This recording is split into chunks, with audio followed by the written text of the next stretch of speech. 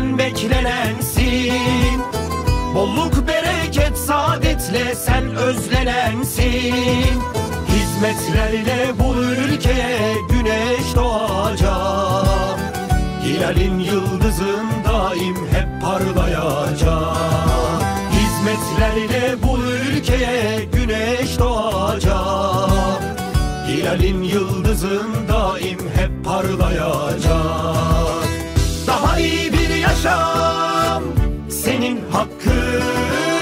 Özlenen günler inan çok yakın. Haydi şimdi tüm Türkiye bulsun saadetini.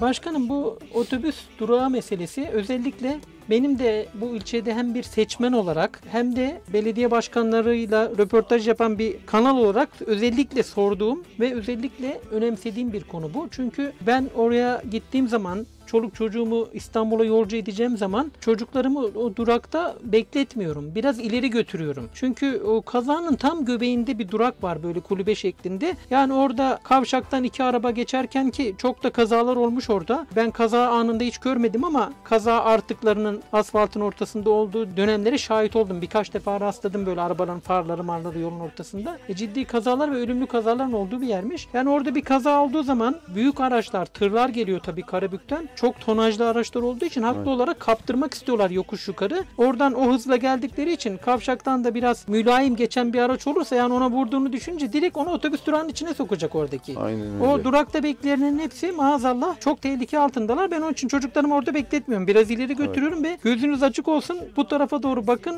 Yani temkin alın, bir kaza maza olursa hoplayın zıplayın kaçın yani diyorum. Kendim de öyle dikkat ediyorum. Orası çok garip bir yer yani. Bu anlamda terminal veya otobüs durağı, böyle bir projeniz var mı sizin? Ne düşünüyorsunuz? Şimdi eğer Allah canımızı sağ koyar da işte 31 Mart'ta belediye başkanlığını alırsam, ben şu anda terminal binasının eski pazarı mı yapalım, mermer mi yapalım? Ben terminal binası yerinde herhangi bir karar vermiş değilim. Yani terminal binasını ben şuraya yapacağım demiyorum. Evet. Yalnız bakıyorum, ben bayağı bir yer gezdim. Yani terminal binaları sağlıklı düşüneceksek şehir merkezlerinden biraz daha uzağa yapılıyor. Evet. Yani bugün belki İstanbul'un işte terminal binası yeri bulmakta zorlanır. İstanbul'un göbeğinde olabilir. Veyahut da işte Karabük'te yer olmadığı için Karabük'ün, ama şu anki Karabük'ün terminali de yani şeye cevap verecek durumda değil. O da büyümek zorunda. Evet. Yani şunu demek istiyorum. Eski pazarlı hemşerilerimle bir istişare ederek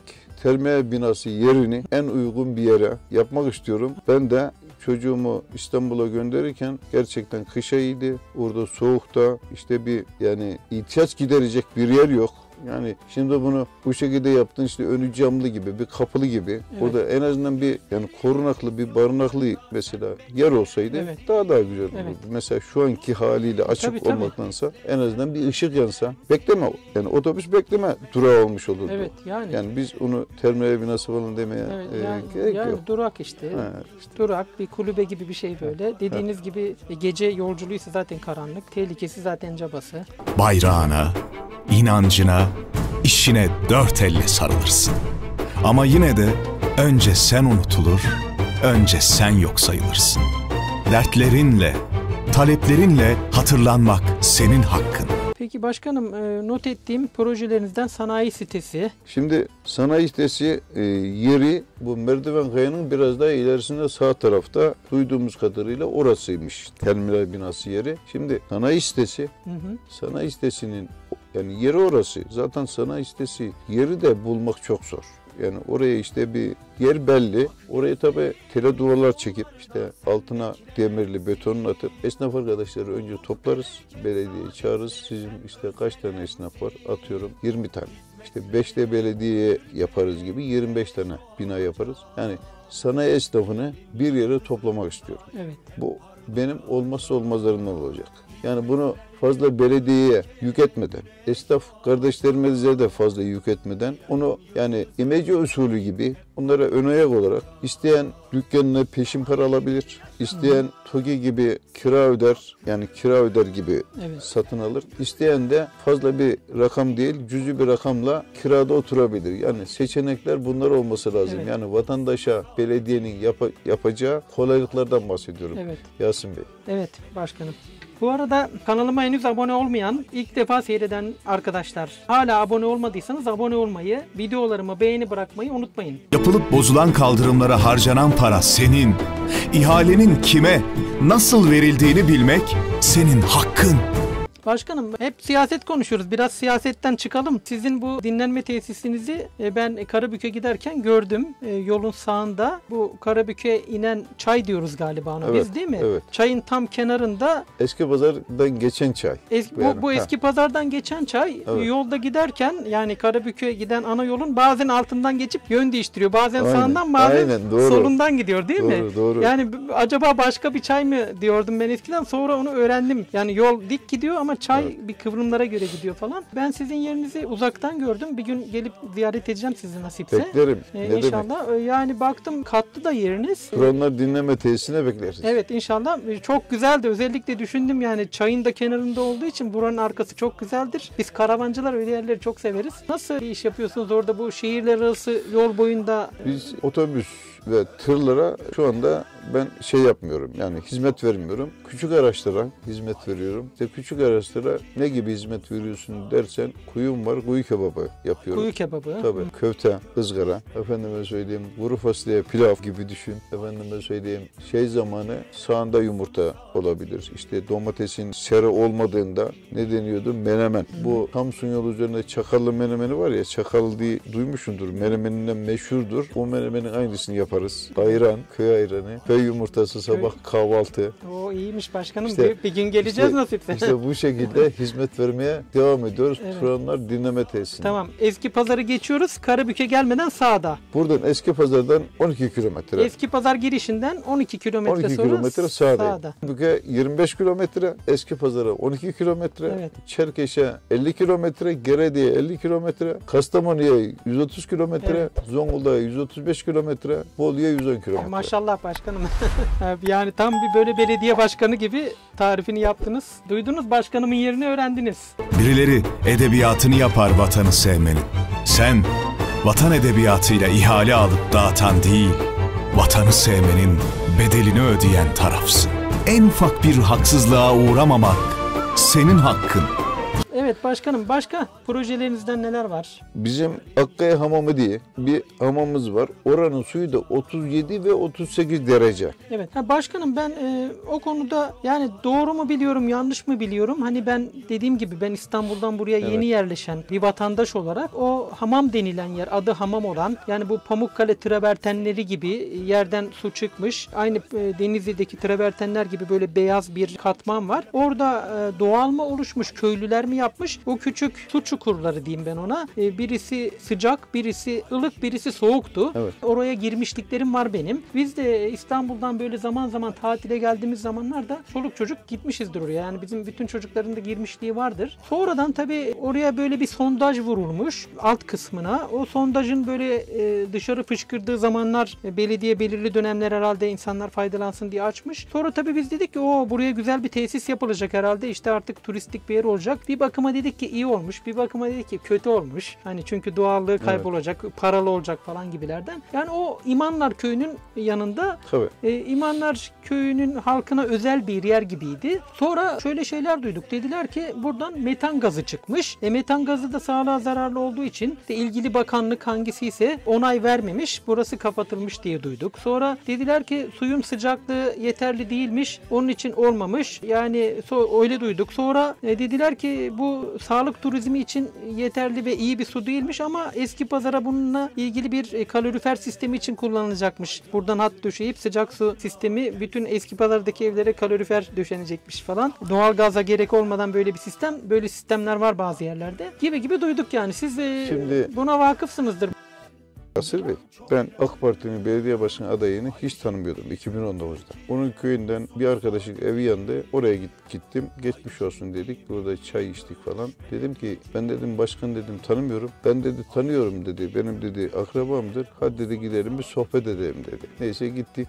sohbete başladık. Kendini işte izah etti, biraz sohbet etti, ben dinledim. Dedim ki başkan, Akkaya hamamını dedim, akıbeti nedir? Bana dedim bunu bir dedim anlatır mısın dedim. Dedi ki oranın dedi akıbeti şu. Tüylüoğlu denen bir firma geldi dedi, Rize'den dedi. Burayı satmıştık dedi. İşte dedi o dedi bırakmak zorunda kaldı. İçeri girdi dedi. Ondan sonra dedi otelin sahibine dedi orada 450 dönüm yer var dedi. 450 dönüm yerin dedi 350 dönümünü sattık. Belediyenin orada 100 dönüm yeri var dedi. Tapusu dedi Eskipazarı Belediyesi'ne ait dedi. Yani bu çoğu Eskipazarlı hemşerilerim bunları bilmez. Evet. Ben kaynağından haberi aldığım için onu anlatıyorum. Peki dedim bu 100 dönüm arazinin üzerine biz dedim istediğimiz dedim havuzları yapabilir miyiz? Tabii dedi yaparsın dedi.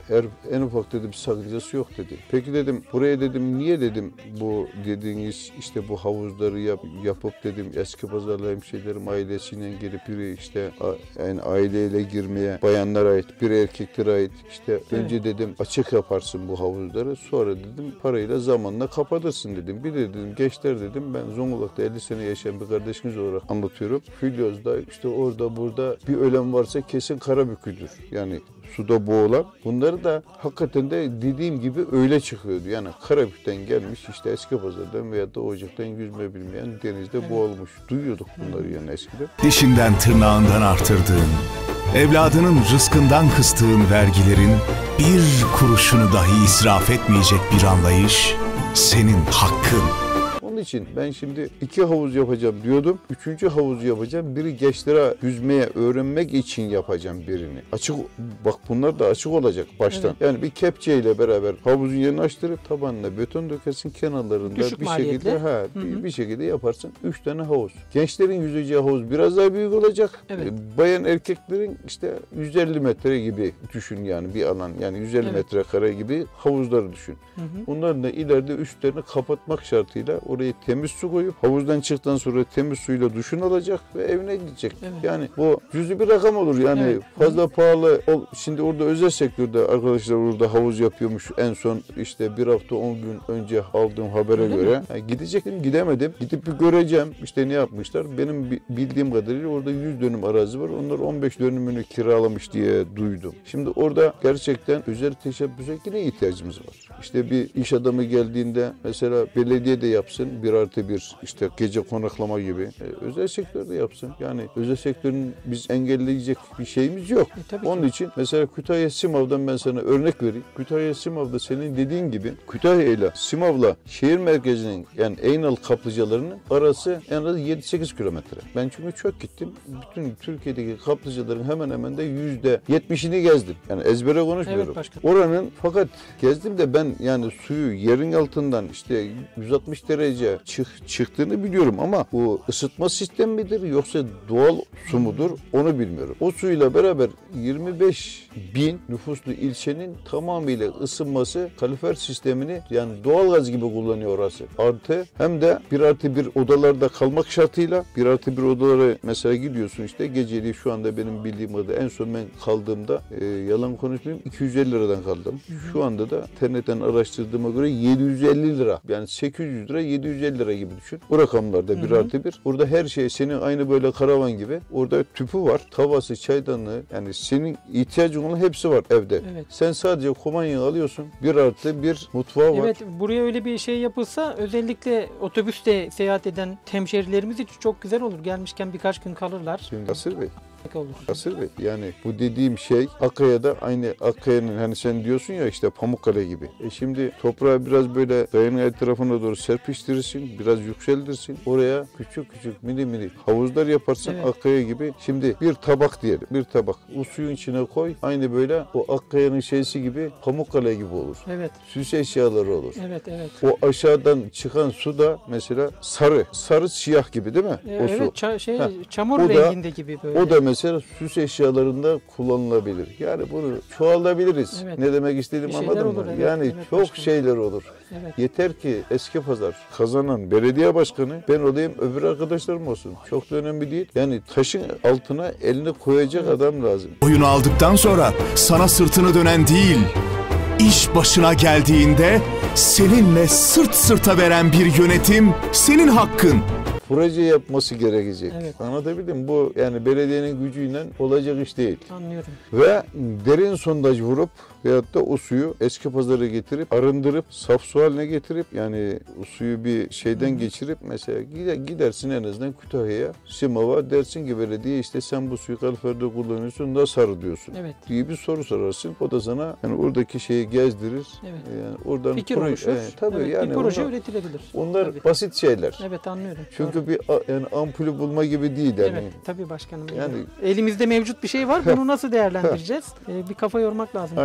aynen. Yani senelerdir duyuyoruz işte hep böyle yapılacak, edilecek, oldu olacak, gitti gidecek ama hiçbir şey yok. Hep hatta bir daha kötüye gidiş var. Hem doğallığı bozuldu, hem o sondaj vurulduktan sonra zannımca yukarıdan çıkan su azalmış gibi geldi bana. Hem de böyle bir özel sektörden birileri almış etmiş, oraya bir şey yapacakmış, işte halk giremeyecekmiş gibi falan bir izlenim oluştu bir dönem.